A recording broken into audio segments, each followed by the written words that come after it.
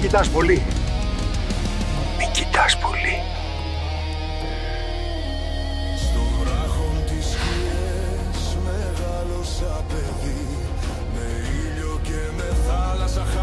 Γιατί?